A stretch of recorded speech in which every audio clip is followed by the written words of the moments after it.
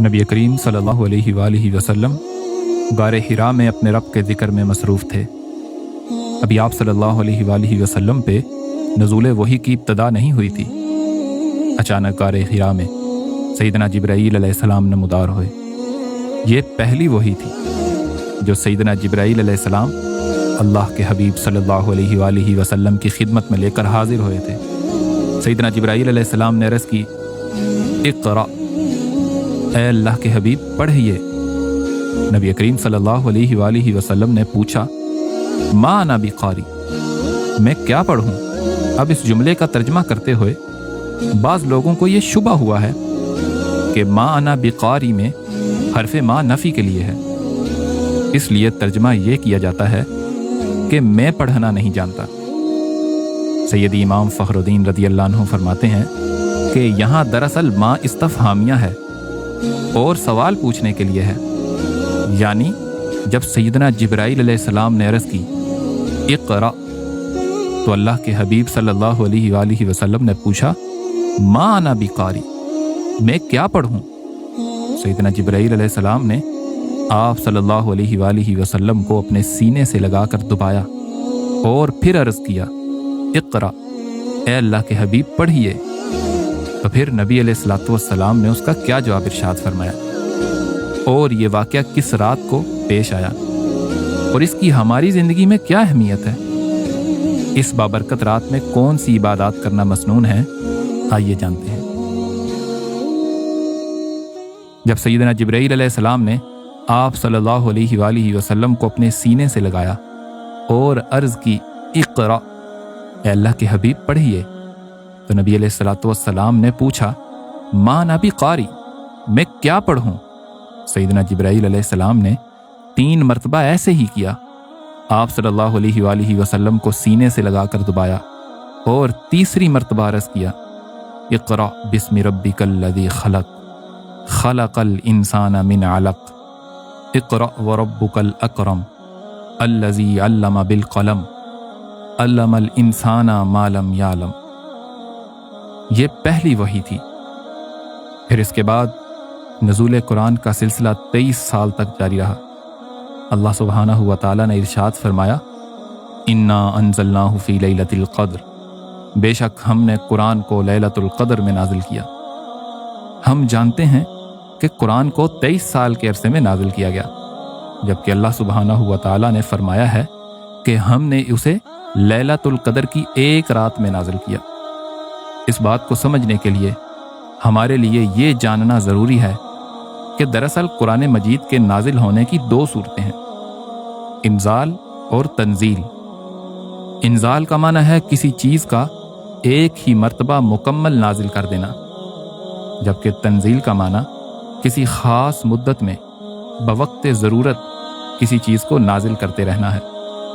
جب اللہ کریم نے ارشاد فرمایا، انا انزلناہ فی لیلۃ القدر، تو یہاں انزال کا لفظ استعمال فرمایا، کیونکہ اس سے مراد ہے کہ لیلۃ القدر کی رات مکمل قرآن مجید کو ایک ہی مرتبہ لوح محفوظ سے بیت المعمور کی طرف نازل کیا گیا۔ پھر اللہ سبحانہ و تعالیٰ نے فرمایا، وَنَزَّلْنَاهُ تَنزِيلًا، ہم نے قرآن پاک کو تھوڑا تھوڑا کر کے نازل کیا، یعنی بیت المعمور سے سیدنا جبرائیل علیہ السلام حکم کے مطابق قرآن کی آیات نبی کریم صلی اللہ علیہ وآلہ وسلم کی خدمت میں لے کر حاضر ہوتے، اسی کو تنزیل کہتے ہیں۔ بیت المعمور خانہ کعبہ کے عین اوپر 5ویں آسمان سے 7ویں آسمان تک ایک ایسا مقام ہے جس کا طواف فلقیون فرشتے کرتے ہیں۔ امام اہل بیت سیدی امام فخر الدین رضی اللہ عنہ اپنی مشہور زمانہ کتاب تبریۃ الذمہ فی نصح الامہ میں نزول قرآن کی حقیقت کو واضح کرتے ہوئے فرماتے ہیں کہ ایک دن سیدنا جابر رضی اللہ عنہ نبی کریم صلی اللہ علیہ وآلہ وسلم کی بارگاہ میں موجود تھے۔ اسی دوران سیدنا جبرائیل علیہ السلام نبی کریم صلی اللہ علیہ وآلہ وسلم کی خدمت میں ایک دیہاتی کی شکل میں حاضر ہوئے۔ اللہ کے حبیب صلی اللہ علیہ وآلہ وسلم سیدنا جابر رضی اللہ عنہ سے گفتگو فرما رہے تھے۔ دوران گفتگو نبی کریم صلی اللہ علیہ وآلہ وسلم نے سیدنا جبرائیل علیہ السلام سے اس جگہ کے متعلق پوچھا جہاں سے وہ وحی لے کر آتے ہیں۔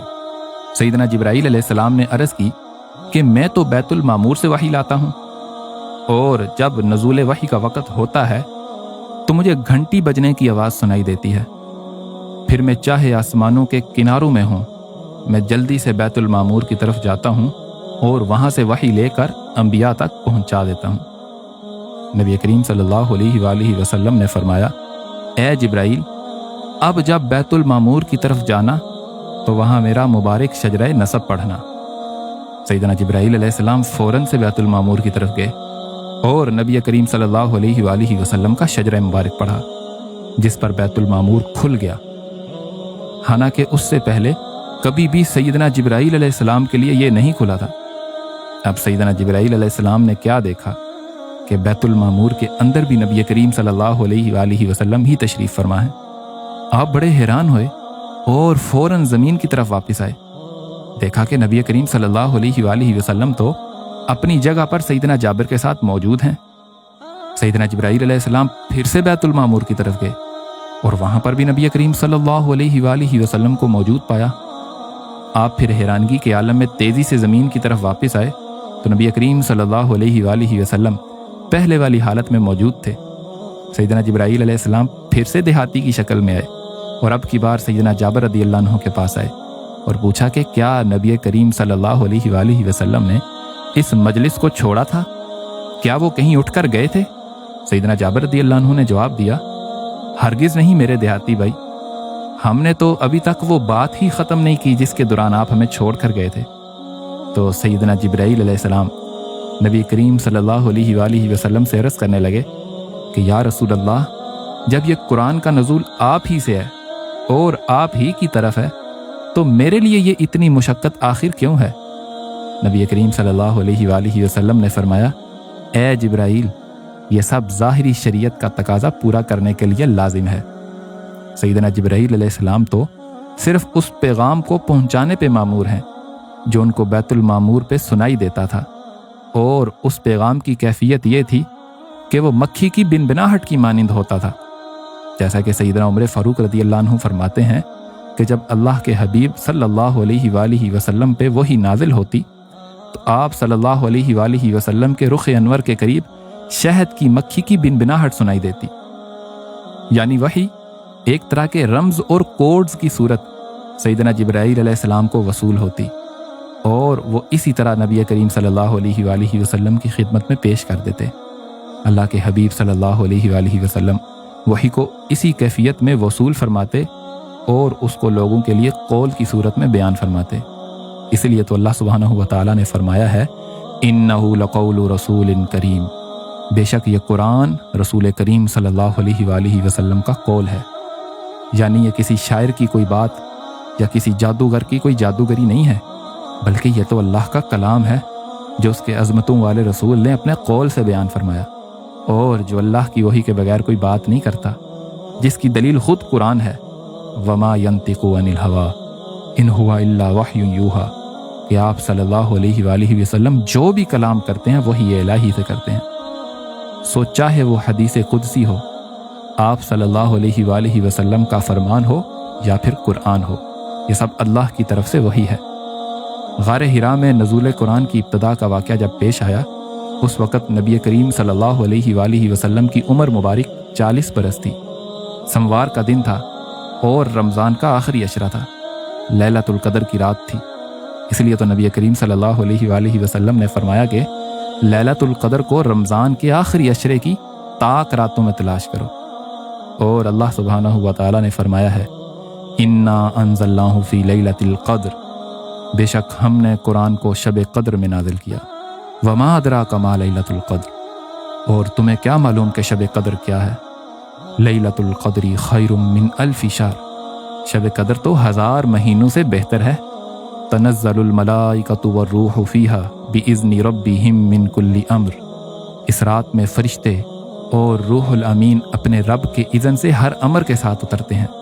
سلام ہی حتی مطلع الفجر، یہ رات طلوع فجر تک سلامتی ہے، یعنی یہ رات اللہ کی جانب سے امت محمدی صلی اللہ علیہ وآلہ وسلم کے لیے تحفہ ہے۔ نبی کریم صلی اللہ علیہ وآلہ وسلم کے سامنے جب سابقہ امتوں کو پیش کیا گیا تو آپ صلی اللہ علیہ وآلہ وسلم نے دیکھا کہ साबका उम्मतों की उम्रें इंतहाई लंबी हैं। आप सल्लल्लाहु अलैहि वसल्लम ने उनके मुकाबले में अपनी उम्मत के लोगों की उम्र को कम देखा, तो ये ख्याल फरमाया कि मेरी उम्मत के लोग इतनी कम उम्र में साबका उम्मतों के बराबर अमल कैसे कर सकेंगे। तो अल्लाह ने आप सल्लल्लाहु अलैहि वसल्लम को आपकी उम्मत के लिए लैलतुल क़द्र अता फरमा दी, जो 1000 महीनों से अफजल है। इसलिए आप सल्लल्लाहु अलैहि वसल्लम ने फरमाया, ये मुक़द्दस रात अल्लाह ताला ने फ़कत मेरी उम्मत को अता फरमाई, साबका उम्मतों में यह शरफ़ किसी को भी नहीं मिला। इस रात में सैयदना जिब्राईल अलैहिस्सलाम फ़रिश्तों के झुरमट में ज़मीन पर उतरते हैं और हर उस शख्स के लिए दुआए मग़फ़िरत करते हैं जो खड़े होकर या बैठे हुए अल्लाह का जिक्र कर रहा हो। लिहाजा जो शख्स किसी तरीक़त से मुंसलिक है तो उसके लिए तो अपने औराद और वज़ाइफ करना ही अफजल है, और जो किसी तरीक़त से मुंसलिक नहीं है तो उन्हें चाहिए कि इस रात कसरत से इस्तग़फ़ार करें, क़ियामुल लैल करें, नमाज़ तस्बीह अदा करें, क्योंकि इस रात अल्लाह का जिक्र करना, क़याम करना और अपने गुनाहों की माफ़ी तलब करना बहुत बड़ी खुशबख्ती है। इस रात किसी को महरूम नहीं किया जाता। उम्मुल मोमिनीन सैयदा आयशा सिद्दीक़ा रज़ियल्लाहु अन्हा फरमाती हैं, मैंने नबी अलैहिस्सलातु वस्सलाम से अर्ज़ की, अगर मैं लैलतुल क़द्र को पा लूँ तो क्या करूँ? तो अल्लाह के हबीब ने फरमाया, तुम ये दुआ मांगना, अल्लाहुम्मा इन्नका अफ़ुव्वुन तुहिब्बुल अफ़्व फ़अफ़ु अन्नी। और जो इस रात भी सुस्ती करे तो ऐसे बदनसीब के लिए अल्लाह के हबीब ने फरमाया है, जो इस रात भी महरूम रहा वो हर तरह की खैर से महरूम रहा, और इसकी भलाई से महरूम वही रहेगा जो वाकई महरूम हो। अल्लाह सुब्हानहू व तआला हमें इस रात की बरकतें समेटने की तौफीक अता फरमाए।